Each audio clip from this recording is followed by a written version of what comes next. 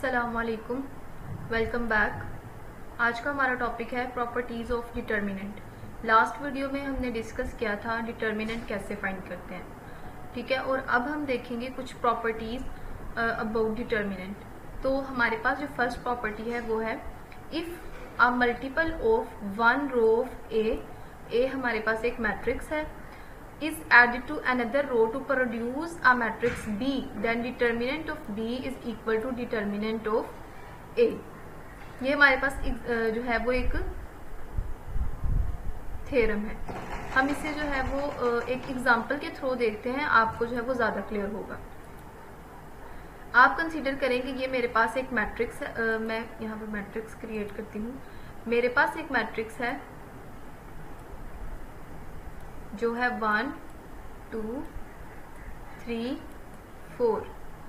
ये मेरे पास है मैट्रिक्स ए।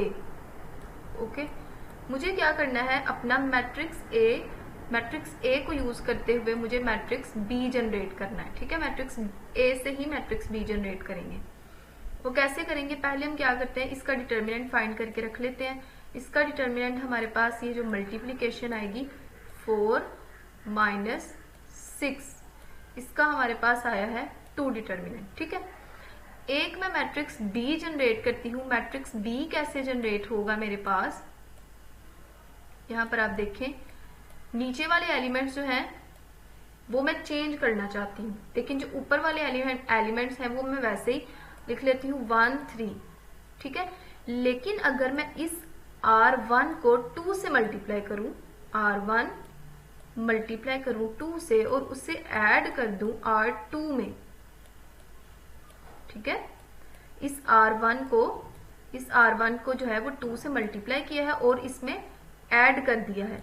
तो करके देखते हैं, जब इस 1 को 2 से मल्टीप्लाई करेंगे तो आ जाएगा 2, 2 को 2 से जब जमा करेंगे तो हमारे पास यहाँ पर आ जाएगा 4। अब इस 3 को जो है वो 2 से मल्टीप्लाई करते हैं, यहाँ पर आ जाएगा 6 में जब 4 ऐड करेंगे हमारे पास आ जाएगा 10, ठीक है। अब हम क्या करते हैं, इसका डिटर्मिनेंट फाइंड करते हैं, इस b का डिटर्मिनेंट फाइंड करते हैं। तो ऐसे 10 - 12 क्या है हमारे पास आंसर, -2। और यहाँ पे भी हमारे पास 4 - 6 -2। हमारे पास क्या डिटर्मिनेंट आया है, दोनों का सेम डिटर्मिनेंट आया है। ये था हमारे पास हमारा थ्योरम 1, जिसमें हमें कहा गया था कि अगर हमारे पास कोई मैट्रिक्स ए हो और उसका कोई भी रो हो, उस पर कोई जो है वो कांस्टेंट हम मल्टीप्लाई करके उसे किसी दूसरी रो में ऐड करें और उससे प्रोड्यूस कर लें हम मैट्रिक्स बी, तो दोनों का जो डिटर्मिनेंट होगा वो हमारे पास सेम होगा, ठीक है। नेक्स्ट हम देखते हैं अपने जो है वो नेक्स्ट थ्योरम देखते हैं। हमारे पास एक थ्योरम है कि अगर हमारे पास कोई मैट्रिक्स है और उसके ऊपर हम एक रो ऑपरेशन अप्लाई करते हैं इंटरचेंज का, ठीक है। ये आपने पढ़ा ही होगा कि हम मैट्रिक्स में जो है वो रो ऑपरेशन ये अप्लाई करते हैं कि हम रोज को इंटरचेंज कर सकते हैं। तो अगर मेरे पास कोई मैट्रिक्स ए है और मैं उसकी रोज को इंटरचेंज कर रही हूँ तो उसके डिटर्मिनेंट के साथ माइनस का साइन आ जाएगा।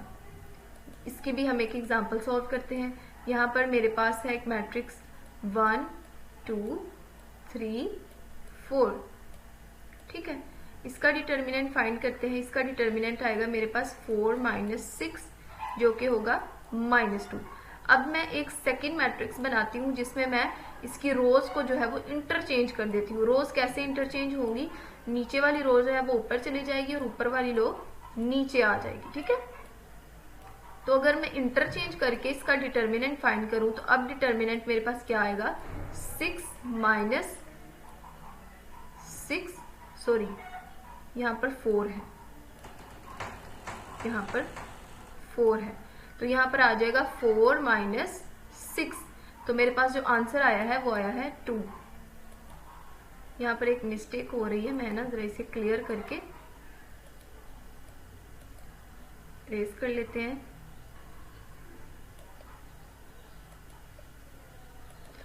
देखें, जब मल्टीप्लाई करेंगे तो हमारे पास आ जाएगा 6 - 4। मेरे पास क्या आया है, 2 आया है। पहले मेरे पास जो डिटर्मिनेंट आया था वो आया था -2, लेकिन अब मेरे पास क्या डिटर्मिनेंट आया है 2। इसका मतलब है कि जब भी मैं रो ऑपरेशन अप्लाई करूंगी तो मेरे पास डिटर्मिनेंट के साथ माइनस लग जाएगा। देखिए पहले का डिटर्मिनेंट था -2, अब क्या हुआ, मैंने रो ऑपरेशन अप्लाई किया है, रो इंटरचेंज किया है, तो मेरे डिटर्मिनेंट के साथ मेरे पास आप समझेंगे, मेरे पास डिटर्मिनेंट है b, उसके साथ मैंने माइनस को मल्टीप्लाई कर दिया क्योंकि रो इंटरचेंज की थी, तो मेरे पास जो वैल्यू थी वो थी -2, एंड जो मेरी इंटरचेंज की वजह से बाहर माइनस आएगा उसकी वजह से ये बन गया +2। तो ये हमारे पास है सेकेंड रूल कि सेकेंड थ्योरम कि जब भी हम रो इंटरचेंज करके अपना जो है डिटर्मिनेंट फाइंड करेंगे तो वो हमारे पास किसके इक्वल आएगा, माइनस डिटर्मिनेंट के इक्वल आएगा। और एक हमने थ्योरम पढ़ा है कि अगर हम मैट्रिक्स ए है हमारे पास, उसके साथ उसकी किसी भी रो के साथ हम किसी कांस्टेंट को मल्टीप्लाई करके किसी दूसरी रो में ऐड करें तो हमारे पास उससे हम कोई दूसरा मैट्रिक्स जनरेट कर लें, ठीक है, तो हमारे पास दोनों का जो डिटर्मिनेंट होगा वो सेम आएगा। नेक्स्ट प्रॉपर्टी देखते हैं, वहां पर नेक्स्ट प्रॉपर्टी है, यहाँ पर देखिए आप, ये वाली प्रॉपर्टी भी हमने डिस्कस कर ली है और रो इंटरचेंज वाली भी प्रॉपर्टी डिस्कस कर ली है। यहाँ पर देखें, if two rows A and B are interchange to produce B, then determinant of B is equal to होगा determinant of minus determinant of A. ये हम पढ़ चुके हैं। अब नेक्स्ट देखते हैं, if one row of A is multiply by k to produce B, then determinant of B is equal to k dot determinant of A. इसको भी देख लेते हैं। अगर मेरे पास कोई डिटर्मिनेंट मैट्रिक्स है 1 2 3 4, इसका आपको पता है हमारे पास डिटर्मिनेंट जो है वो -2 आया था। इसकी एक रो के साथ मैं किसी k को मल्टीप्लाई कर लेती हूँ, किसी भी रो के साथ आप मल्टीप्लाई कर लें, तो मैं सेकेंड रो के साथ मल्टीप्लाई कर रही हूँ, k2 k4 बन जाएगा। इसका अब अगर हम डिटर्मिनेंट फाइंड करें तो यहां से मेरे पास आएगा 1 - k4, ओहो सॉरी माइनस नहीं आएगा, ये मल्टीप्लाई होगा, यहां पर आ जाएगा k4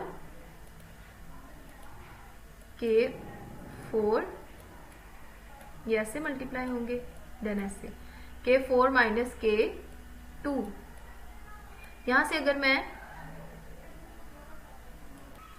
यहाँ पर आप देखें, जब हमने इस रो को इससे मल्टीप्लाई किया है 1 को k4 से तो हमारे पास k4 आया है, जब 3 को k2 से मल्टीप्लाई करेंगे तो हमारे पास 6k आएगा, ठीक है। और इनमें से अगर हम k को कॉमन ले लें तो हमारे पास जो अंदर बचता है वो बचता है 4 - 6, ठीक है, जो कि आ जाएगा -2k। और यही हमारी प्रॉपर्टी थी कि अगर हमारे पास एक मैट्रिक्स है उससे हम क्या करें, कोई मैट्रिक्स b जो है सेम मैट्रिक्स हो b हम ले लें, लेकिन उसमें हम क्या करें, किसी भी रो के साथ किसी k को मल्टीप्लाई कर दें तो उसका डिटर्मिनेंट हमारे पास किसके इक्वल आएगा, उस k dot determinant of a के इक्वल आएगा। तो आप देख लें a का डिटर्मिनेंट था -2 और हमारे पास जो b का डिटर्मिनेंट आया है वो आया है k और डिटर्मिनेंट ऑफ a। यही था हमारे पास थ्योरम। नेक्स्ट हम कुछ क्वेश्चंस भी देखते हैं, उससे आपको और क्लियर हो जाएगा।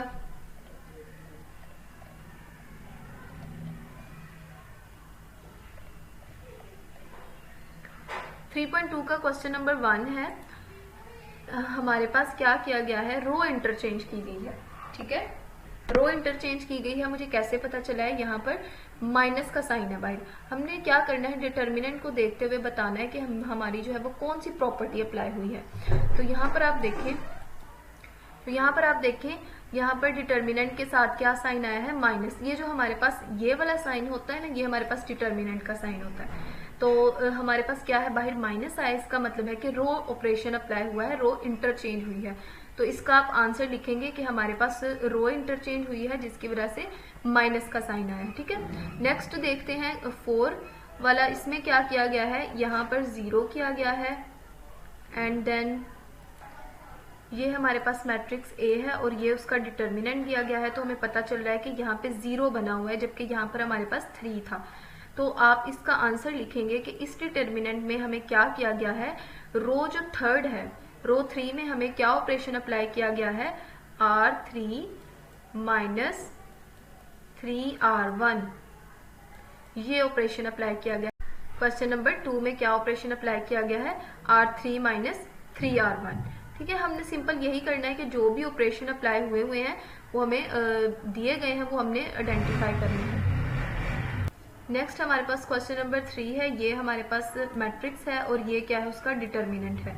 तो इसमें हमें क्या किया गया है, अगर हम देखें तो हमारी second and third row same है, बट फर्स्ट रो में से 3 कॉमन लिया गया है। तो आप यहाँ पर लिखेंगे कि इस डिटर्मिनेंट पे क्या ऑपरेशन अप्लाई हुआ है, हमारे पास 3 कॉमन लिया गया है। कहाँ से 3 कॉमन लिया गया है, R1 से।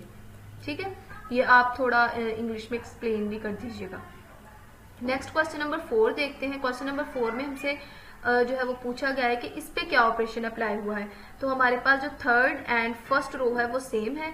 सेकेंड रो पे ऑपरेशन अप्लाई हुआ है। कौन सा ऑपरेशन अप्लाई हुआ है, यहाँ पर 0 बनाया गया है। 0 कैसे बनाया गया है, R2 माइनस 2R1, ये ऑपरेशन अप्लाई हुआ है हमारे पास क्वेश्चन नंबर 4 में।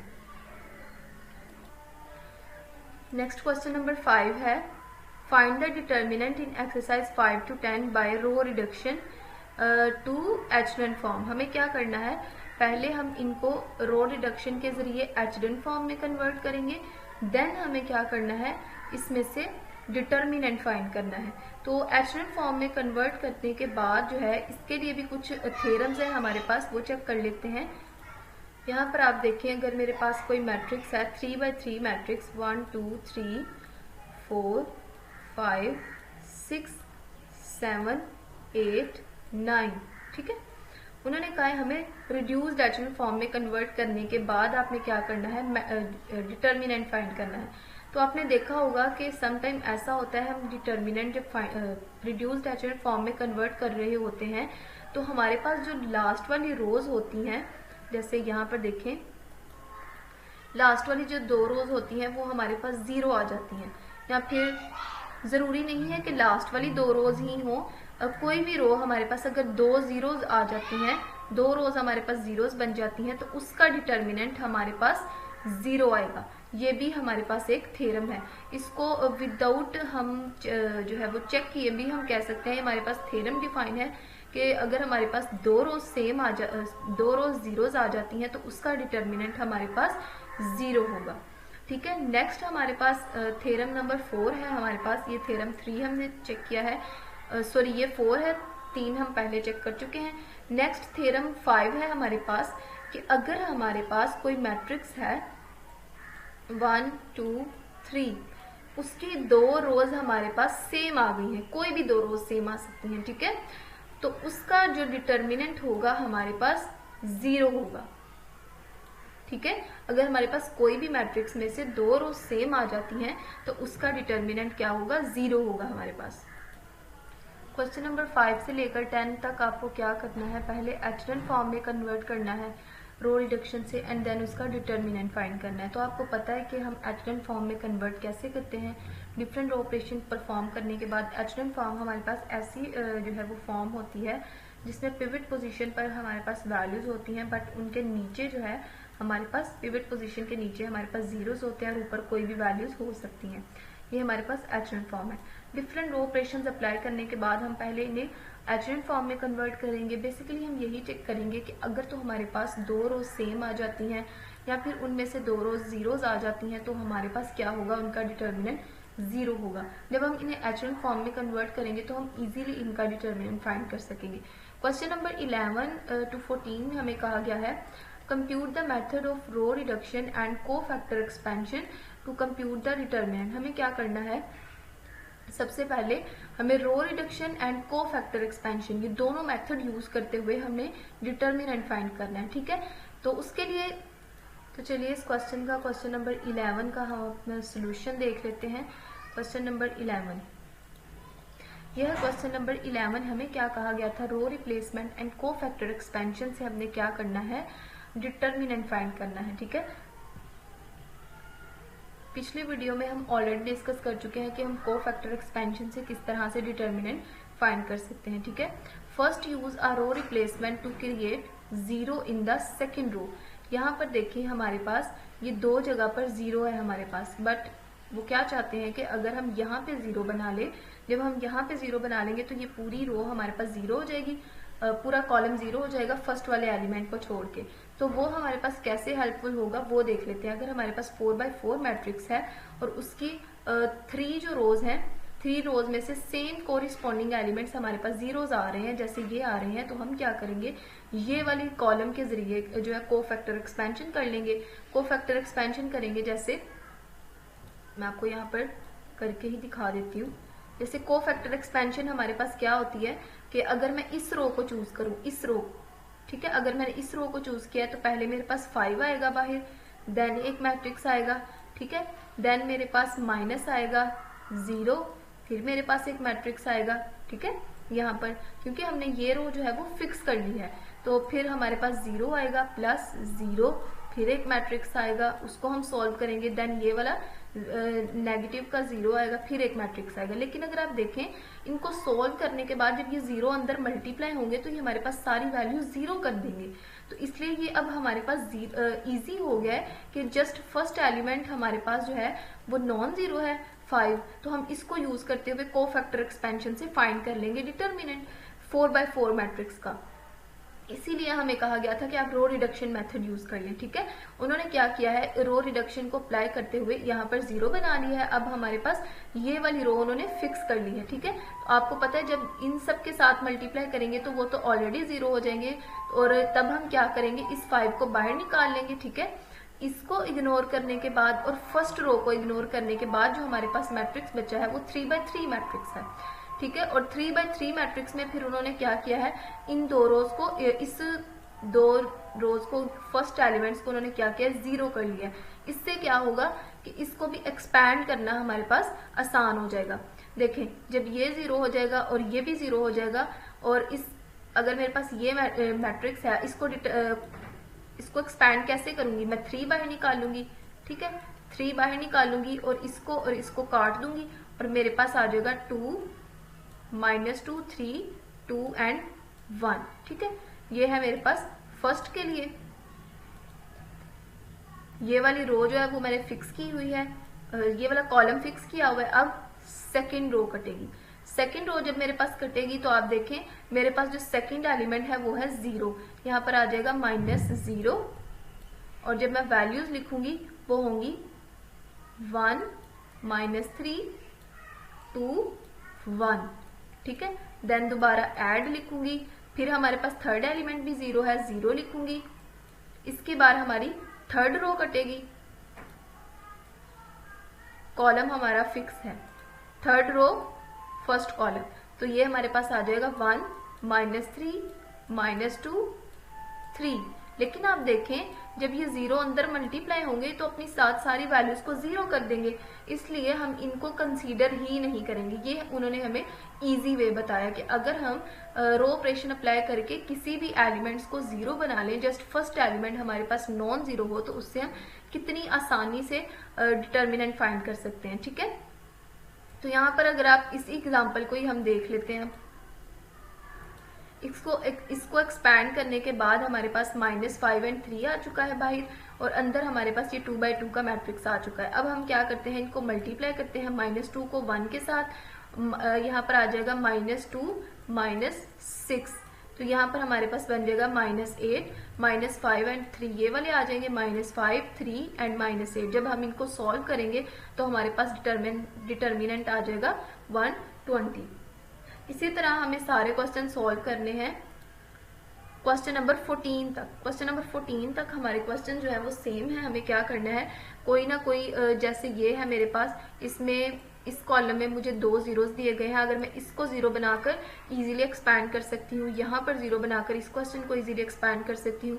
पहले हम रो ऑपरेशन अप्लाई करके किसी भी कॉलम के 3 एलिमेंट्स को 0 कर लेंगे, ठीक है, देन इजीली एक्सपैंड हो जाएगा। देन है question number 15, find the determinant in exercise 15 to 17। अब हम 15 से 20 तक हमें क्या करना है, डिटर्मिनेंट फाइंड करना है। तो पहला जो हमारा क्वेश्चन है वो है जैसे हमारी एग्जाम्पल दी गई है यहाँ पर यहाँ पर हमने जो पीछे एग्जांपल देखी थी कि हमारे पास एक मैट्रिक्स होगा A, उसमें हम कुछ चेंजिंग करेंगे और कुछ रो ऑपरेशन अप्लाई करेंगे, उससे मैट्रिक्स B बनेगा। ठीक है, उन दोनों को कंपेयर करके हमने अपने डिटर्मिनेंट निकालने हैं। तो हमें A मैट्रिक्स जो है वो ये दिया गया है ADG BEH।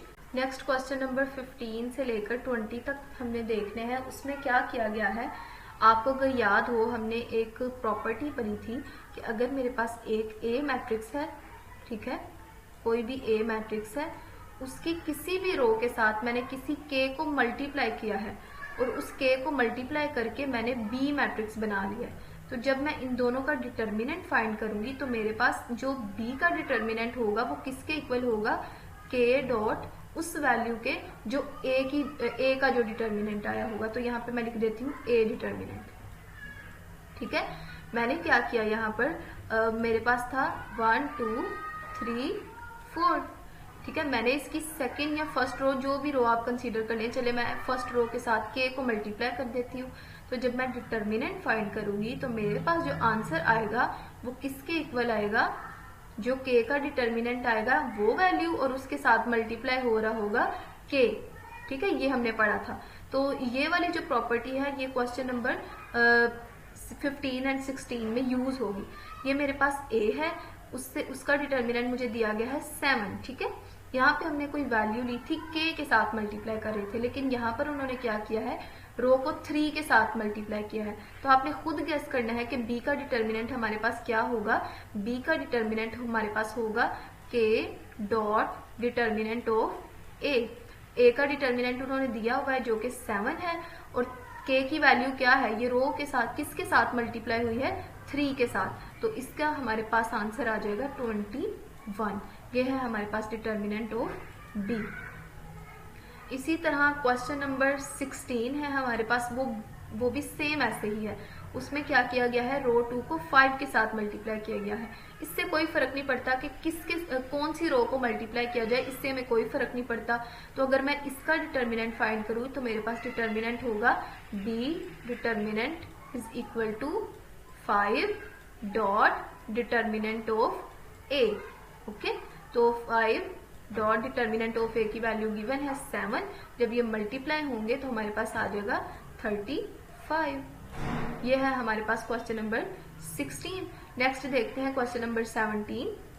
क्वेश्चन नंबर 17 के लिए हमने एक प्रॉपर्टी पढ़ी थी कि अगर हमारे पास एक मैट्रिक्स है 1 2 3 4 और अगर मैं इसकी रो पर कोई ऑपरेशन अप्लाई करती हूँ, यानी कि इससे मैं एक मैट्रिक्स बनाती हूँ B, वो कैसे बनाती हूँ, इसकी फर्स्ट वैल्यू मैं सेम रख देती हूँ, लेकिन इसके R2 पे मैं ऑपरेशन अप्लाई करती हूँ R2 प्लस 2R1। ठीक है, अगर मैं ये ऑपरेशन अप्लाई करती हूँ कि इसकी रो 1 को 2 के साथ मल्टीप्लाई करके उसको R2 में सेव कर देती हूँ, तो ये मेरे पास कुछ इस तरह से बन जाएगी। जब मैं इसको लिखूंगी यहाँ पर, जब इसको 2 से मल्टीप्लाई करके तो 2 में ऐड करूंगी, यहाँ पर आ जाएगा 4 और यहाँ पर आ जाएगा 10। ठीक है, आई होप आपको समझ आ गई हो। ये वाला रो ऑपरेशन अगर मैं अप्लाई करूं कि एक मेरे पास मैट्रिक्स हो A, उसको मैंने क्या किया है, उसके ऊपर रो ऑपरेशन ये अप्लाई किया है कि उसकी किसी भी रो को किसी नंबर के साथ मल्टीप्लाई करूं और किसी दूसरी रो में उसे ऐड कर दूंगी। ठीक है, अगर ऐड करके मैं दोनों का डिटर्मिनेंट फाइंड करूंगी तो मेरे पास दोनों का डिटर्मिनेंट सेम आएगा। ये प्रॉपर्टी हमने पढ़ी थी। तो यहाँ पर देखें, इसका डिटर्मिनेंट मैं आपको एक दफा फिर निकाल के दिखा देती हूँ, जो क्या है -2। और जब मैं यहाँ पर इसका डिटर्मिनेंट निकालूंगी, ये मेरे पास -1 नहीं है, 1 है ये मेरे पास। ठीक है, तो जब हम इसका डिटर्मिनेंट निकालेंगे तो मेरे पास आ जाएगा, यहाँ पर जो है वो मुझसे एक मिस्टेक हो गई है, जब इसको 2 के साथ मल्टीप्लाई करके इसमें ऐड किया तो मेरे पास यहाँ पे 4 आ गया, लेकिन इसको जो है वो 2 से मल्टीप्लाई करेंगे हमारे पास, तो यहाँ ठीक था बिल्कुल। तो यहाँ पर आ जाएगा 10 - 4 3 12। तो मेरे पास जो डिटर्मिनेंट आया है वो दोनों का सेम आया है। ये था हमारे पास थ्योरम। ठीक है, यही थ्योरम जो है हमारे पास क्वेश्चन में सोल्व होना है। तो हम इस क्वेश्चन को देख लेते हैं। इस क्वेश्चन में क्या किया गया है, हमारे पास ये जो मैट्रिक्स A है उसमें क्या चेंजिंग की गई है कि उसकी रो 1 में कोई रो दूसरी ऐड की गई है। कौन सी रो ऐड की गई है, R2 ऐड की गई है।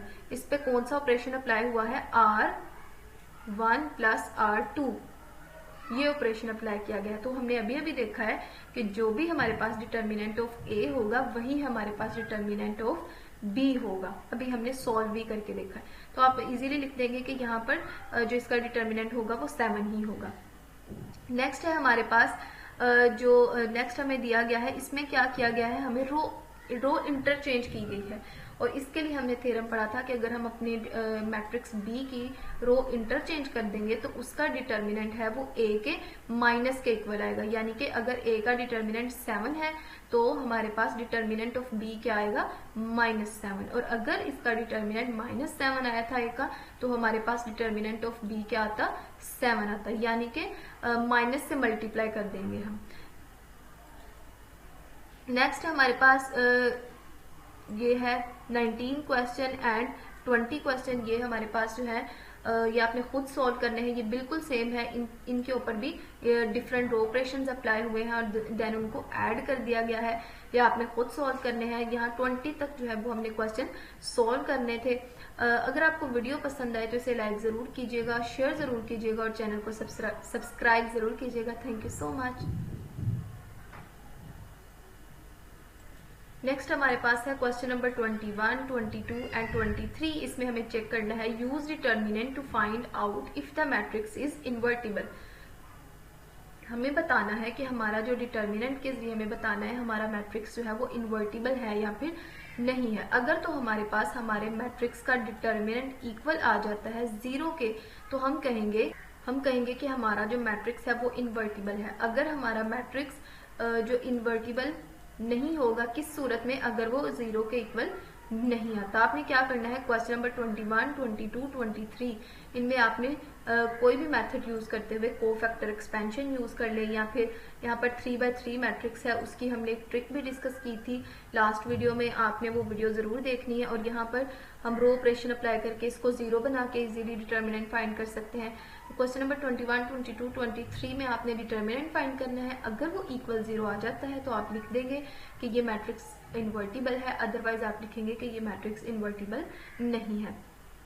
नेक्स्ट क्वेश्चन देखते हैं, क्वेश्चन नंबर 24 to 26 है हमारे पास।